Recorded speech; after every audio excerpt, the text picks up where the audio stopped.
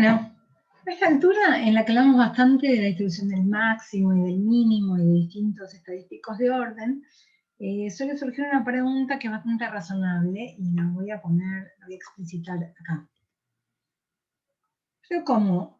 No entiendo. Si el mínimo de n variables aleatorias es alguna de esas variables aleatorias y todas las variables aleatorias x1, xn tienen distribución f, la misma distribución f, ¿cómo es que la distribución del mínimo no es también esa misma f? Es una pregunta que surgió en una clase teórica cuando discutíamos una clase de consulta sobre la teórica, y me parece una pregunta, es una pregunta que suele surgir a esta altura cuando uno ya vio todo esto. Entender esto como una pregunta válida amerita, pensé que la mejor manera de resolverla era mirar un ejemplo sencillo, pero mirarlo con cierta insistencia. Miremos el ejemplo. María y sus hijos bebés. María tiene 3 hijos bebés: Ana, Braulio y Cecilia. Los acuesta a dormir de noche, pero como canta muy lindo, los 3 se duermen apenas ella termina la canción. La cantidad de horas que duerme de corrido cada bebé es una variable aleatoria discreta que toma los valores 6 y 8 con probabilidad de 1/2 cada uno. Un ejemplo muy sencillo, como ven, y cualquiera que haya interactuado con bebés sabe que este es un sufrimiento. El sueño de los chicos y el sueño de la madre es un sufrimiento. Entonces, esto es un ejemplo muy sencillo. O duermen 6 o duermen 8 horas, y cada uno con probabilidad 1/2. Asumimos que estas 3 variables aleatorias son independientes entre sí. Este es un modelo quizás un poco ficticio, pero bueno, es para hacer las cuentas sencillas. El ejercicio pide, o el ejemplo pide, hallar la distribución de la cantidad de horas que duerme de corrido la madre, si se duerme en el mismo momento que sus 3 hijos, y se despierta cuando se despierta el primero de sus 3 hijos. Y después comparar la probabilidad de que Ana duerma 8 horas corridas, Ana es uno de sus bebés, con la probabilidad de que la madre duerma 8 horas de corrida. Entonces vamos a resolver este ejemplo. Para resolverlo, numeramos a los bebés 1, 2, 3, Ana, Braulio y Cecilia. Ponemos los números para que sea fácil asociarlos a variables aleatorias indexadas en el 1, 2, 3. X sub i entonces es la cantidad de horas de sueño que duerme de corrido el 19. Lo que sabemos es que estas 3 variables aleatorias son independientes y que su función de probabilidad puntual está dada por esto que está acá, donde lo que estaría faltando es poner acá P sub x en realidad. ¿Está bien? Estas son las probabilidades puntuales. Duermen 6 y 8 horas con probabilidad de 1/2. Y, que es la cantidad de horas de sueño que duerme la madre, es, bueno, el mínimo de las 3 variables aleatorias. Como este es el mínimo de 3 variables aleatorias que toman valores 6 y 8, el rango de i es los mismos valores 6 y 8. ¿Cómo podemos encontrar la distribución del mínimo? Bueno, hay que calcular la probabilidad puntual de alguno de los valores, o de ambos. En realidad, comencemos con la probabilidad puntual del 8. Para que el mínimo de las 3 variables aleatorias valga 8, lo que tiene que pasar es que al mismo tiempo, simultáneamente, al mismo tiempo, o sea, la intersección, tiene que ocurrir la intersección de estos 3 eventos. Los 3 bebés tienen que dormir 8 horas. Entonces, este evento que está acá es equivalente a este evento que está acá, la intersección de estos 3 eventos. Por independencia, la probabilidad de una intersección es el producto de las probabilidades. Y la probabilidad de que este evento ocurra es la probabilidad puntual de que la variable xy tome el valor 8, con i desde 1 hasta 3. Por supuesto, cada una de estas vale 1/2, entonces la probabilidad de que la madre duerma 8 horas es 1/2 al cubo, o sea, 1/8. Y la probabilidad de que duerma 6 horas es el complemento, la probabilidad de complemento 1 menos 1 octavo, 7 octavos. Entonces, esta es la función de probabilidad puntual del mínimo de las variables aleatorias. Y vemos que la distribución de X1, la cantidad de horas que duerme Ana, es distinta que la distribución de I, ¿no? La distribución de X1 estaba acá. Es un medio para cada uno de los dos posibles valores. Y la distribución de I es distinta. Y el segundo punto de este ejercicio nos pedía comparar la probabilidad de que María duerma 8 horas con la probabilidad de que Ana duerma 8 horas, o sea, este 1 octavo de la madre contra este 1 medio de la hija. Y acá vemos, pobre madre, que solo una de cada 8 noches duerme 8 horas, aunque cada uno de sus bebés les pasa esto de que eso, dormir 8 horas lo consiguen un día sí, un día no en promedio, digamos. ¿Bien? Para terminar de entender esto, discutamos, o sea, podemos resumir que lo que cambia la distribución del mínimo es, por supuesto, lo que vamos a ver del mínimo, es que el mínimo es sistemáticamente menor que el resto de las variables aleatorias. Entonces, la sistematicidad es la que cambia la distribución. Bueno, lo que dijimos recién, de que la probabilidad de que la madre duerma 8 horas corridas es mucho menor que la probabilidad de que la hija lo haga. Y esto es en realidad un ejemplo más sencillo, pero lo mismo está pasando en los ejemplos anteriores, donde vimos que la distribución del máximo se concentra en los valores mayores y la distribución del mínimo se concentra en los valores menores. Pero este es un ejemplo que al ser tan fácil, tan sencillo, podemos incluso hacer la siguiente construcción. Podemos hacer lo que se llama un acoplamiento, es decir, una construcción simultánea de las variables aleatorias a partir de una sola variable aleatoria uniforme 0,1. Veamos esta construcción. A partir de una sola uniforme 0,1, una U con distribución uniforme 0,1, vamos a definir X1 de la siguiente manera. Si U cae entre 0 y 1 medio, X1 va a valer 6. Y si U es mayor que 1 medio, va a valer 8. Lo mismo vamos a hacer con X2 y con X3, que van a tomar los valores o 6 u 8, no sé qué esté más, es solo para, en vez de escribir una llave con los resultados, lo hacemos a través de un más e indicadores. Esta X2 se define como 6 en los casos en que U caiga entre 0 y 1 cuarto y entre 1 medio y 3 cuartos, y como 8 en caso contrario.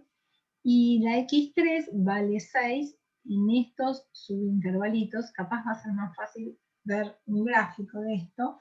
Esto que está anunciado como ejercicio les pide probar que las tres variables aleatorias así definidas tienen la misma distribución que las horas de sueño que describimos en el ejemplo. Eso lo vamos a ver en un minuto. Después habría que probar que son variables aleatorias independientes, por eso repasar qué quiere decir que tres variables aleatorias sean independientes, repasar qué quiere decir que, bueno, esto se puede traducir en intersecciones de eventos, y ver, en el caso de estas variables aleatorias que son tan sencillas, solo toman dos valores, no hace falta chequear todos los casos, porque o vale 6 o vale 8, si lo probamos para 6, podemos probarlo para 8, a través de usar este ejercicio que vimos en la práctica 2, que dice que si dos eventos A y B son independientes, entonces A complemento y B lo son, A y B complemento lo son, y A complemento y B complemento lo son, y una generalización de eso. Por eso está esta sugerencia de hacer pocas cuentas. Y después lo último que nos pide este ejercicio es graficar a las tres variables en un mismo eje de coordenadas y además graficar el mínimo. Entonces vamos a hacer un gráfico en la siguiente página, que es el siguiente, que me parece que esta es la manera de ver mejor lo que está desplegado en la información numérica acá, y es más claro acá. X1 es esta variable aleatoria. Si U cae en este intervalo, entonces la función x1, lo que estamos graficando acá es algo que en general no puede graficarse, no estamos graficando la función de probabilidad puntual, estamos haciendo el gráfico, estamos pensando como que esencialmente este es el espacio omega, y acá estamos graficando a la función x1. Entonces x1 va a valer 6, si u cae en la primera mitad del intervalo, y va a valer 8 si u cae en la segunda mitad del intervalo. Fíjense que x2, antes de pasar a x2, miremos que x1, que la probabilidad de que x1 valga 6 es exactamente igual a la probabilidad de que u caiga en esta región. La probabilidad de que u caiga en esta región, es lo que escribí acá. La probabilidad de que x1 valga 6 es lo mismo que la probabilidad de que u pertenezca al intervalo 0, 4 octavos. Y esto, como este intervalo es, como u tiene una distribución uniforme, esto es un medio. ¿Está bien? Y lo mismo es un medio la probabilidad de que x1 valga 8. ¿Qué pasa con x2? x2, les muestro acá la definición, tiene como divididas las regiones donde vale 6 y 8, divididas de tal forma que en intervalos de longitud 1/4, 2 octavos, acá está puesta la misma escala para entender bien el gráfico, x2 vale 6, después vale 8, después vale 6, después vale 8. Esta manera como escalonada, rompiendo a la mitad este intervalo en una parte, cuando esta vale 6, esta a veces vale 6 y a veces vale 8, este escalonamiento es lo que hace que x2 sea independiente de x1. Porque saber que x1 tomó el valor 6 no nos cambia la probabilidad de que x2 tome el valor 6. ¿Está bien? Porque la mitad de las veces que x1 toma el valor 6, o sea, la mitad de las veces en las que u cae en este intervalo, en el intervalo 0, 1 medio, la mitad de las veces x2 vale 6 y la mitad de las veces x2 vale 8. Esto es lo que les digo que hagan con cuidado, que calculen, por ejemplo, la probabilidad de que x1 valga 6 y que al mismo tiempo x2 valga 6 y lo comparen con el producto de las probabilidades. Bueno, esto queda como ejercicio. Lo que sí podemos ver fácil es que x2 tiene la distribución adecuada porque la probabilidad de que x2 valga 6 es exactamente igual a la probabilidad de que x2 valga 6 es exactamente igual a la probabilidad de que u pertenezca al intervalo 0, 1 octavo, unión el intervalo 4 octavos, 5 octavos. Y esto, perdón, puse mal, por suerte puse mal, desde 0 a 2 octavos, o desde 4 octavos a 6 octavos, es decir que esto vale, como u es uniforme del 0 a 1, esto tiene probabilidad exactamente igual a un medio, ¿no? Hay 2 octavos acá y 2 octavos acá, nos faltan 4 octavos, que es un medio. Bueno, lo mismo puede verse de x3 que está graficado acá, que lo que hace es divide cada uno de estos intervalitos de esta forma. Ahora, ¿qué pasa con el mínimo? Cuando uno va a mirar el mínimo, ve que en toda esta primera mitad del intervalo, el mínimo seguro que es 6. Y después, cuando miramos para adelante, vemos que de entre 4 octavos y 6 octavos también el mínimo es 6. Y en los últimos dos tramitos, acá tenemos esta que vale también 6 acá, con lo cual el mínimo vale 6 entre 0 y 7 octavos, y solamente vale 8 en esta situación. A ver, voy a mostrarles la construcción en R.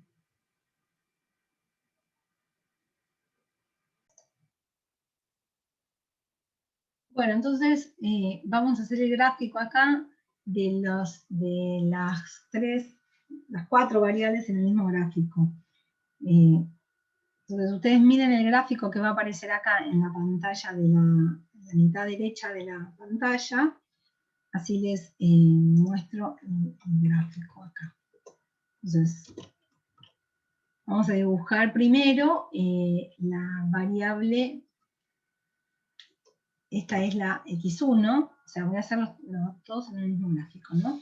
Entonces esta es x1, que vale, bueno, por supuesto, lo que dijimos antes. Ahora le voy a superponer x2, la desplazo apenas como para que se vean. Acá están en el mismo gráfico, el x2 están apenas desplazados, y en azul está la x2.